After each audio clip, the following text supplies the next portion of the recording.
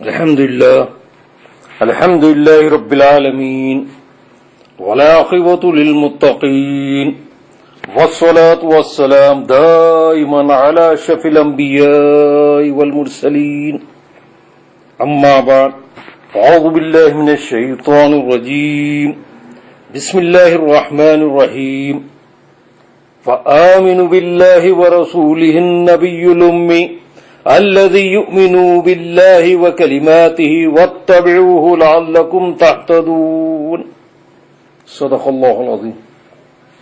بارگاہ رسالت و آل رسالت میں ایک مرتبہ درود پاک کا نذرانہ پیش فرمائیے گا۔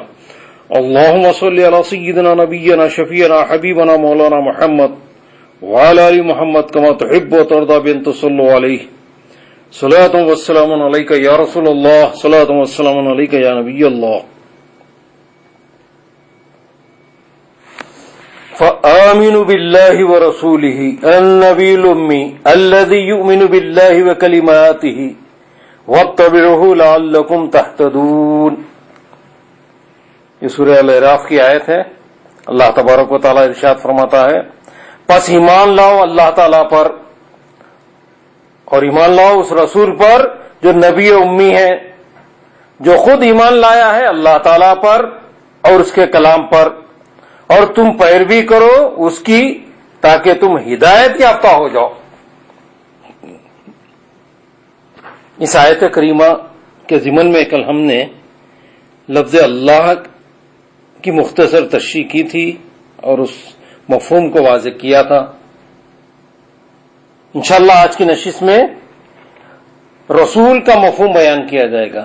لفظ رسول کا کیا مفہوم ہے اس کو انشاءاللہ ہم واضح کریں گے کہ رسول کے معنی ہے پیغام رساں اور فیضان رساں، یعنی پیغام بھی پہنچانا اور فیضان بھی پہنچانا، یعنی اللہ کا میسج جو ہے، میسج آف آلمائٹی اللہ، وہ کیا ہے؟ قرآن مجید، وہ بھی پہنچانا ہے اور فیضان بھی پہنچانا ہے امت کو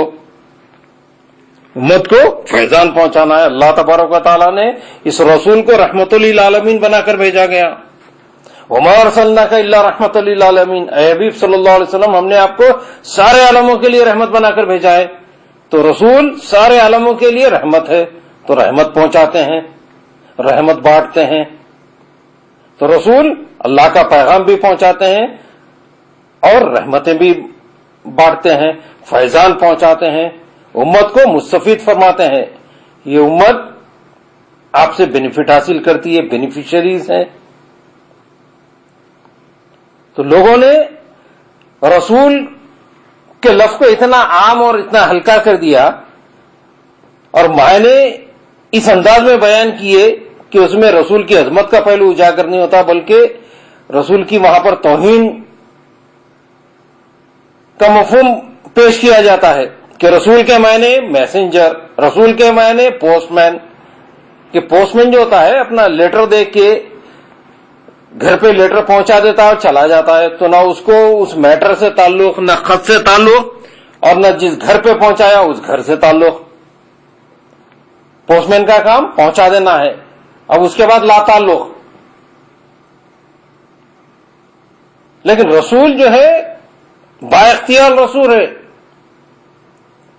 رسول جو ہے با اختیار رسول ہے۔ رسول کا کام صرف پہنچانا نہیں ہے بلکہ دین کو سمجھانا ہے، احکام شریعت کو واضح کرنا ہے۔ اللہ تبارک و تعالی جب کسی کو بھیجتا ہے تو با اختیار بنا کر بھیجتا ہے۔ اللہ تعالی جب کسی کو بھیجتا ہے تو با اختیار بنا کر بھیجتا ہے۔ اگر اپنی حقیر مخلوق کو بھی اگر کہیں بھیج رہا ہے اور اللہ اس کی نسبت اپنی طرف کر رہا ہے کہ ہم نے بھیجا ہے، تو وہ مخلوق بھی با اختیار بن جاتی ہے، طاقتور ہو جاتی ہے۔ اصحاب فیل کے واقعے میں جب ابرہا کا لشکر ہاتھیوں کے ساتھ آیا تھا، اس وقت کا وہ سپر پاور تھا، ابرہا کا لشکر کعبۃ اللہ ڈھانے کے لیے آیا تھا۔ ہاتھیوں کی فوج کے ساتھ ابرہا آ گیا تھا. تو اللہ تبارک و تعالیٰ نے کیا کیا؟ وَأَرْسَلَ عَلَيْهِمْ طَيْرًا أَبَابِيلَ فرمایا. أَلَمْ تَرَ كَيْفَ فَعَلَ رَبُّكَ بِأَصْحَابِ الْفِيلِ، کیا تم نے نہیں دیکھا وہ ہاتھی والوں کا واقعہ کہ اللہ نے کیا کیا؟ وَأَرْسَلَ عَلَيْهِمْ طَيْرًا أَبَابِيلَ فرمایا کہ ان پر اڑتے ہوئے ابابیل کو بھیجا. تو ابابیل آئے. ترمیہم بحجارۃ من سجیل فجعلہم کعصف مأکول، کہ اپنی چونچوں سے کیا کرے وہ پتھراؤ کرنے لگے، بمباری کرنے لگے، ہاتھیوں پر حملہ آور ہوئے، یلغار کرنے لگے پوری فوج پر. تو وہ ہاتھیوں کا لشکر، وہ فوج درم برم ہو گئی، پسپا ہو گئی، تتر بتر ہو گئی، تہس نہس ہو گئی. تو اللہ نے ابابیل کو جب بھیجتا ہے تو اتنی طاقت دے کے بھیجتا ہے. تو اندازہ لگاؤ رسولوں کو جب اللہ تبارک و تعالیٰ نے بھیجا ہے تو کتنا اختیارات دے کر، کتنی طاقت و قوت دے کر نہیں بھیجا ہوگا. جب معمولی ابابیل کو اتنی قوت دیا ہے تو رسولوں کو جب بھیجا ہے اللہ تبارک و تعالیٰ نے تو کتنا اختیار اور کتنی طاقت، کتنی قدرت دے کر ان کو مبعوث نہیں فرمایا ہوگا. حضرت جبرائیل امین نے بی بی مریم سے کہا انما انا رسول ربک لا اب لک غلاما زکیا، میں تمہارے رب کا رسول ہوں، میں تمہارے رب کی طرف سے آیا ہوں. جو رسول بن کے آئے ہیں رب کی طرف سے آئے ہیں تو یہ با اختیار ہے. رسول اللہ کی طرف سے جب آئے ہیں تو اختیار لے کے آئے ہیں. کس چیز کا؟ تاکہ میں تم کا سترا بیٹا دوں. اللہ کی طرف سے آئے ہیں تو اختیار لے کے آئے. اب یہ حضرت مریم کو بیٹا دینے آئے ہیں. دیکھو رسالت کے ساتھ بیٹا دینے کا ذکر ہوا. انما انا رسول ربک لہب لک غلاما زکیا، میں تمہیں صاف ستھرا بیٹا، پاک صاف بیٹا دینے کے لیے آیا ہوں. معلوم ہوا کہ رسول صرف پیغام رساں کو نہیں کہتے، رسول وہ ہے جو پیغام رساں بھی ہو اور فیضان رساں بھی ہو. حضور نبی کریم صلی اللہ علیہ وسلم با اختیار مختار ہو کر پیغام و فیضان دینے کے لیے تشریف لائے ہیں. رسول کی رسالت با اختیار رسالت ہے. رسول پیغام دینے، فیضان دینے کے لیے آئے ہیں. تو رسالت محمدی یہ کیا ہے؟ با فیض ہے، فیضان پہنچانے والی، فیضان رساں ہے. غرض کے رسول اللہ صلی اللہ علیہ وسلم سے کو اللہ تعالیٰ سے نسبت ہے لینے کی. اللہ سے رسول کیا کرتے ہیں؟ لیتے ہیں. اور مخلوق سے نسبت ہے دینے کی. رب تعالیٰ سے لیتے ہیں، مخلوق کو دیتے ہیں. ان کا 10 سے سوال رب تعالیٰ کی طرف سے ہے. حضور نبی کریم صلی اللہ علیہ وسلم کا 10 سے سوال رب تعالیٰ کی طرف ہے اور 10 سے عطا و نوال مخلوق کی طرف ہے. انما اللہ موتی وانا قاسم فرمایا حضور نبی کریم صلی اللہ علیہ وسلم، بے شک اللہ تعالیٰ دیتا ہے اور میں تقسیم کرتا ہوں. تو قاسم انعامات کون ہے؟ حضور نبی کریم صلی اللہ علیہ وسلم. اللہ تعالیٰ کے انعامات تقسیم کرنے والے حضور نبی کریم صلی اللہ علیہ وسلم. اللہ تعالیٰ عطا فرماتا ہے اور میں تقسیم کرتا ہوں. تو خالق و مخلوق میں تعلق پیدا کرنے والے رسول ہوتے ہیں کہ اگر ان کا واسطہ درمیان میں نہ ہو تو خالق و مخلوق میں کوئی تعلق نہ رہے. حضور نبی کریم صلی اللہ علیہ وسلم اللہ تعالیٰ کے رسول ہیں کہ اس کی نعمتیں ہم تک پہنچاتے ہیں اور ہمارے رسول کے ہماری خواہشات بارگاہ رب العزت میں پیش فرماتے ہیں اور ہمارے گناہ وہاں پیش کر کے معاف کراتے ہیں. جو کہے کہ ہم خود رب تبارک و تعالیٰ تک پہنچ جائیں گے وہ در پردہ حضور نبی کریم صلی اللہ علیہ وسلم کی رسالت کا منکر ہے. جو رسول کے واسطے کے بغیر پہنچنے کا دعویٰ کرے یا رسول کی ضرورت کا انکار کرے وہ دراصل وہ رسالت محمدی صلی اللہ علیہ وسلم کا منکر ہے. اگر ہم وہاں خود پہنچ جاتے تو رسول کی کیا ضرورت تھی؟ رب تبارک و تعالیٰ غنی ہو کر بغیر واسطہ ہم سے تعلق نہیں رکھتا تو ہم محتاج اور ضعیف ہو کر رب تبارک و تعالیٰ سے کیسے تعلق رکھ سکتے ہیں؟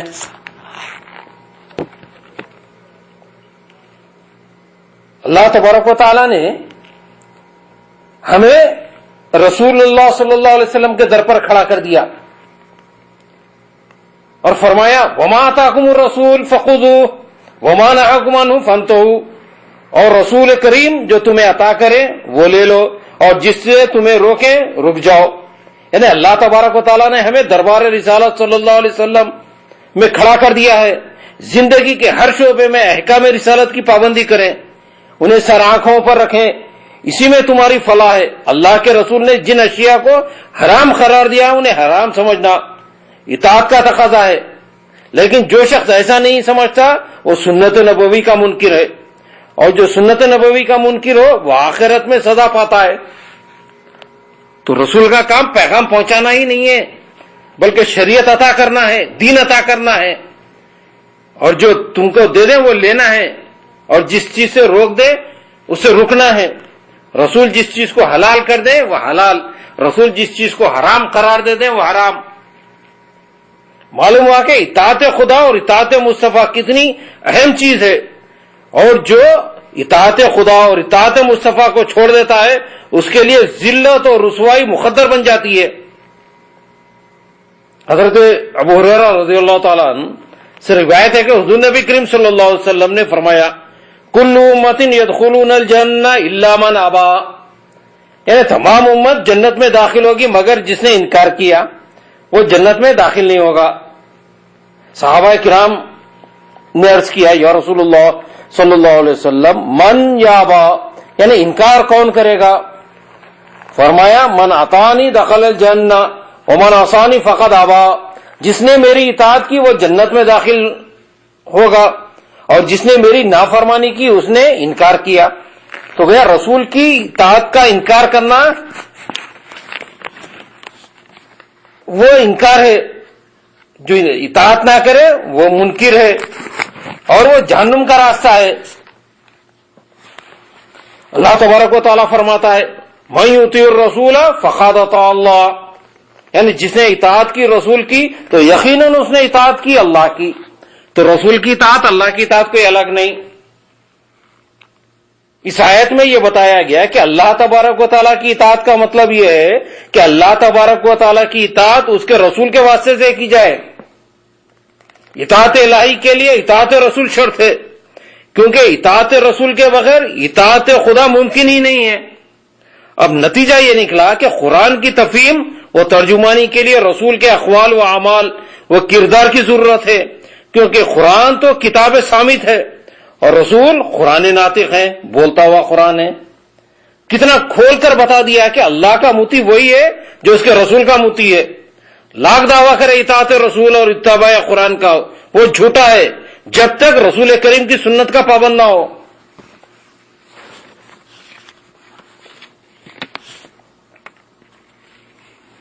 اب تا قیامت کوئی شخص حضور نبی کریم صلی اللہ علیہ وسلم پر ایمان لائے بغیر رب تعالیٰ تک نہیں پہنچ سکتا۔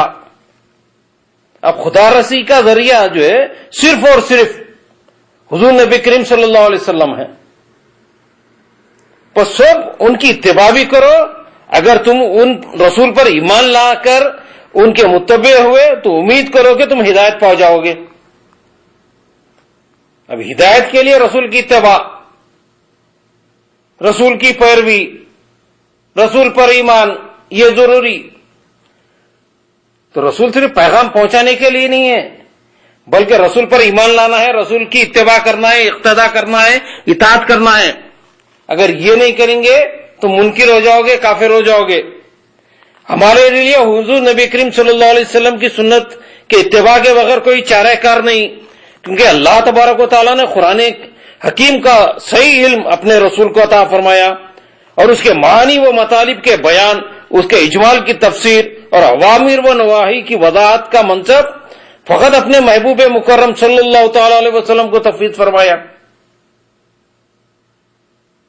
اس لیے قرآن کریم کی جو تفسیر و تشریح حضور نبی کریم صلی اللہ علیہ وسلم نے فرمائی وہی قابل اعتماد ہے، کسی دوسرے کو یہ حق نہیں پہنچتا کہ وہ اپنے فہم و عقیدے پر بھروسہ کر کے کسی آیت کی ایسی تعویل کرے جو ارشاد رسالت مآب صلی اللہ علیہ وسلم کے خلاف ہو. ان قرآنی احکام مجمل ہیں، ان پر عمل کرانے کے لیے حضور نبی کریم صلی اللہ علیہ وسلم تشریف لائے ہیں. حضور نبی کریم صلی اللہ علیہ وسلم معلم کتاب، مبین کتاب بن کر اور حقیقی شارح و مفسر کتاب بن کر تشریف لائے. گویا اللہ تبارک و تعالیٰ نے جب قرآن کو بلا واسطہ نازل نہیں فرمایا بلکہ رسول کے ذریعے عالم تک پہنچایا. اسی سے یہ بات متبادر ہے کہ ہر کس و ناقص کا قرآنی آیات کا از خود مطلب متعین کرنے کا بھی حق حاصل نہیں ہے، بلکہ ہوا یہ کہ قرآن اتارنے سے بیشتر ایک باوقار، امین و صادق، پاکیزہ خصال، برگزیدہ رسول کو مبعوث فرمایا گیا اور اس کی سیرت طیبہ پر کامل اعتبار و وثوق کو بھی دین صادق کی دلیل قرار دیا گیا. پھر اس باعظمت بزرگ رسول پر قرآن کا نازل کیا گیا اور پھر قرآن کو رسول کی تشریح و توضیح اور بیان و تفسیر کی روشنی میں سمجھنے کی ہدایت کی گئی. رب تبارک و تعالی ارشاد فرماتا ہے وَأَنزَلْنَا إِلَيْكَ الذِّكْرَ لِتُبَيِّنَ لِلنَّاسِ مَا نُزِّلَ إِلَيْهِمْ وَلَعَلَّكُمْ يَتَفَكَّرُونَ. اور اے محبوب صلی اللہ علیہ وسلم، ہم نے تمہاری طرف یہ یادگار کتاب یعنی قرآن مجید جو اتاری ہے کہ تم لوگوں پر واضح کر دو جو ان کی طرف اتارا تاکہ وہ غور و فکر کریں. تو رسول جو ہے صرف پہنچانے نہیں بلکہ قرآن کی یہ تعلیم دینے کے لیے، قرآن کو کھول کر بیان کرنے کے لیے، احکام قرآن کو واضح کرنے کے لیے تشریف لائے ہیں. اللہ تبارک و تعالیٰ ارشاد فرماتا ہے وَأَطِیعُوا اللَّهَ وَالرَّسُولَ إِن كُنتُم مُؤْمِنِینَ، اور فرمانبرداری کرو اللہ کی اور اس کے رسول کی اگر تم ایمان رکھتے ہو. وَأَطِیعُوا اللَّهَ وَرَسُولَهُ إِن كُنتُم مُؤْمِنِینَ. حضور نبی کریم صلی اللہ علیہ وسلم شرعی احکام میں بإذن الہی مختار مطلق ہیں، جس طرح چاہیں احکام جاری فرما دیں. تو رسول کا کام صرف پیغام پہنچانا یا پوسٹ مین نہیں بلکہ مختار کل ہیں رسول اللہ صلی اللہ علیہ وسلم. شرعی احکام میں جو ہے آپ جیسے چاہے احکام نافذ فرما سکتے ہیں.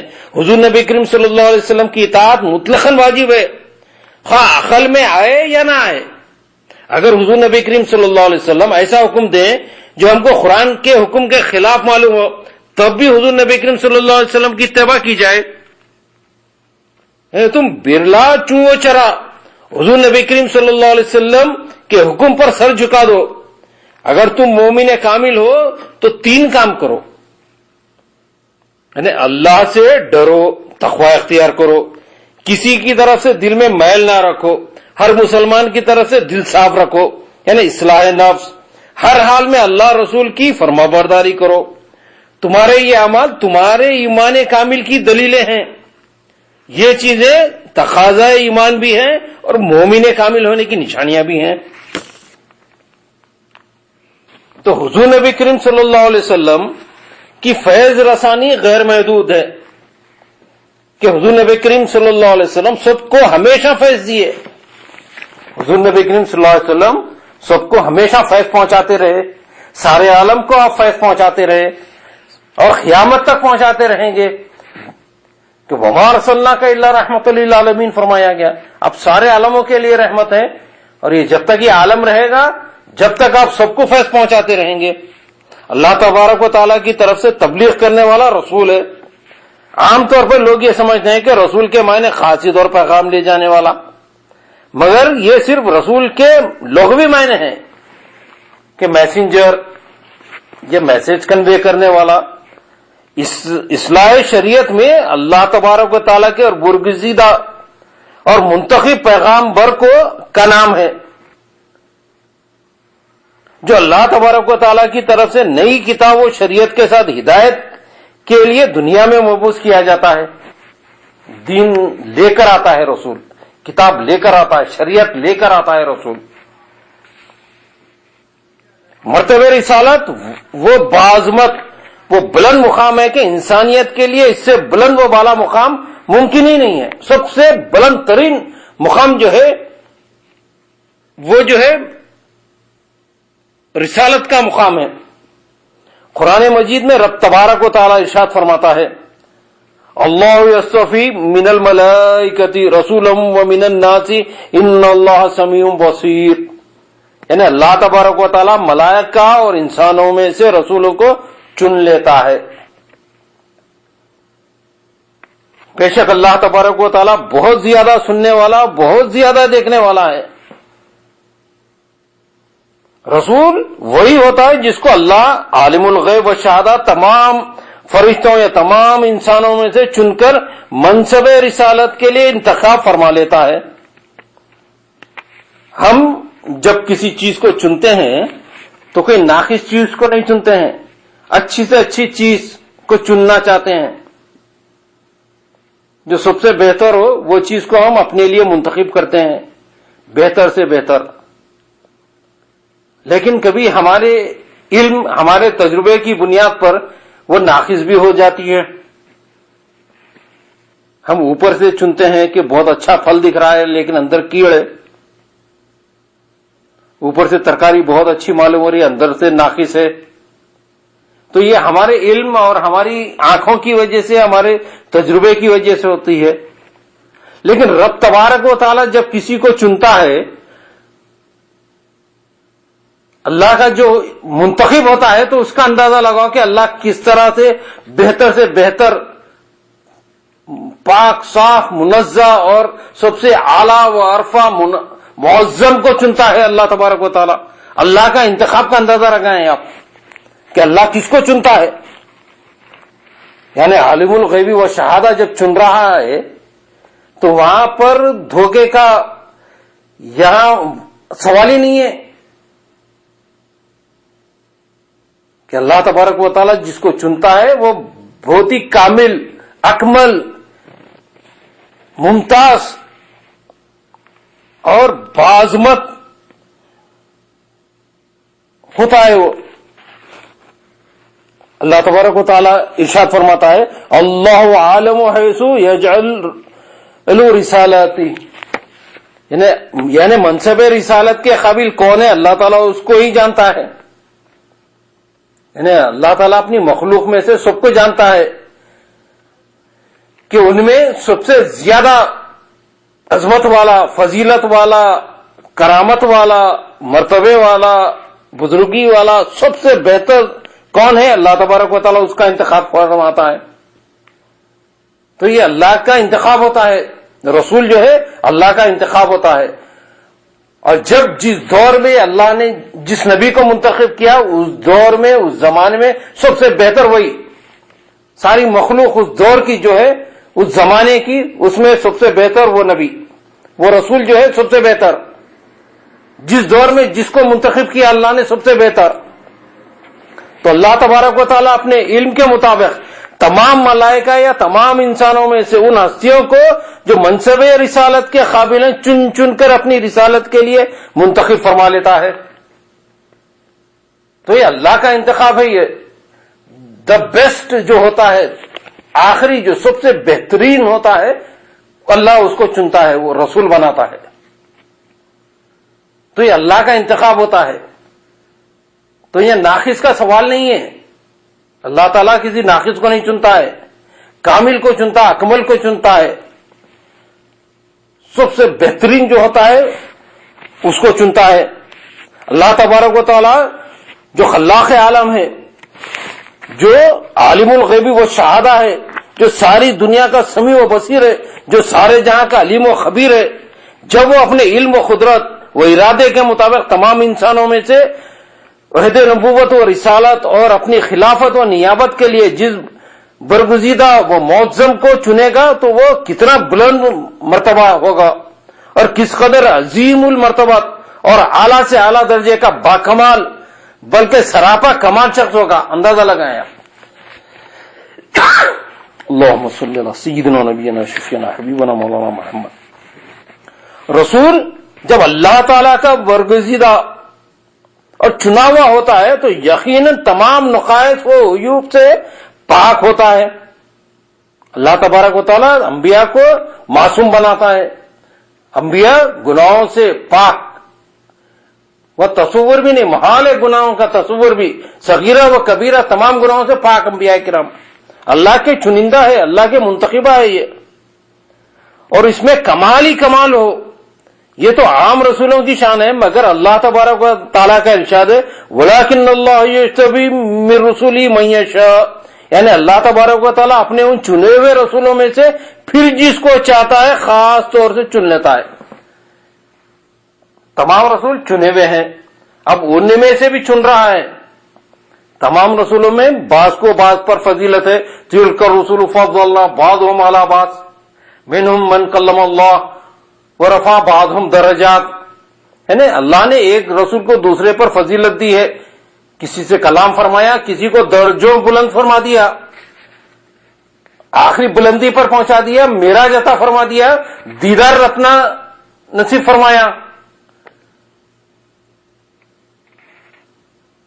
یعنی اللہ تبارک و تعالیٰ اپنے ان چنے ہوئے رسولوں میں سے پھر جس کو چاہتا ہے خاص طور سے چن لیتا ہے. اس رسول سے یا خاص الخاص رسول مراد ہے. تو خاص الخاص رسول کون؟ سیدنا محمد رسول اللہ صلی اللہ تعالی علیہ وسلم. اور وہ وہی رسول ہیں جو سب رسولوں میں سے خاص طور پر چنے ہوئے ہیں. یعنی گلشن رسالت کے سب سے حسین پھول، رسول مقبول، ہادی سبل، سید الرسول، خاتم النبیین، رحمت للعالمین، سرور انبیاء، محبوب کبریا، احمد مجتبی، محمد مصطفیٰ صلی اللہ تعالی علیہ وسلم ہے، جن کے جا و جلال، ان کے فضل و کمال، ان کے حسن و جمال کا کیا عالم ہوگا، اور ان کے مراتب جلیلہ و فضائل جمیلہ کی شان بے مثالی کی کیا انتہا ہوگی. اعلی حضرت عظیم البرکت فاضل بریلوی مولانا احمد رضا خان علیہ رحمہ فرماتے ہیں کہ سب سے اعلیٰ و اولا ہمارا نبی، سب سے اعلیٰ و اولا ہمارا نبی، سب سے بالا و والا ہمارا نبی، خلق سے اولیاء، اولیاء سے رسول، اور رسولوں سے اعلیٰ ہمارا نبی، سارے اچھوں میں اچھا سمجھیے جسے ہے، اس اچھے سے اچھا ہمارا نبی، جس کو شایع ہے عرش خدا پر جلوس، جس کو شایع ہے عرش خدا پر جلوس، ہے وہ سلطان والا ہمارا نبی، ملک کونین میں انبیاء تاجدار، ملک کونین میں انبیاء تاجدار، تاجداروں کا آقا ہمارا نبی صلی اللہ تعالی علیہ وسلم. اللہ تبارک و تعالی ہم سب کو حضور نبی کریم صلی اللہ علیہ وسلم کی عظمت، محبت، رفعت کو سمجھنے کی توفیق عطا فرمائے. وآخر دعوانا الحمدللہ رب العالمین. سبحان ربک رب العزت عما یصفون وسلام علی المرسلین والحمدللہ رب العالمین.